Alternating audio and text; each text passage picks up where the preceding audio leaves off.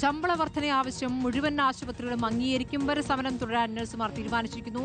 469 ആശുപത്രികളിൽ നഴ്സുമാരുടെ ആവശ്യം അംഗീകരിച്ചില്ല എങ്കിലും 20 ആശുപത്രികൾ ഇപ്പോൾ അംഗീകരിച്ചിട്ടുണ്ട്. കോർപ്പറേറ്റ് സ്ഥാപനങ്ങളാണ് ആവശ്യങ്ങൾ അംഗീകരിക്കാത്തതെന്നാണ് ആരോപണം. ചെറുകിട ആശുപത്രിയിലാണ് ആവശ്യങ്ങൾ അംഗീകരിച്ചത്. ഷഹദ് റഹ്മാൻ വിവരങ്ങളുമായി. ഷഹദ്, ഇപ്പോൾ പരിഗണിക്കാത്തത് 20 ആശുപത്രികൾ എന്നുള്ളതാണോ ഇപ്പോൾ അറിയാനാകുന്നത്? ഷഹദ്, ഇപ്പോൾ ആ സമരം തുടരുമെന്ന തീരുമാനവും?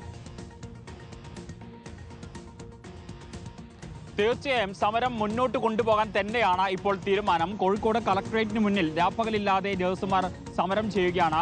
ഇതിൽ പ്രധാനപ്പെട്ട കാര്യം എന്ന് പറയുന്നത് 20 ആശുപത്രികളാണ് ഇപ്പോഴും ഈ നഴ്സുമാരുടെ ആവശ്യങ്ങൾ അംഗീകരിക്കാത്തത്.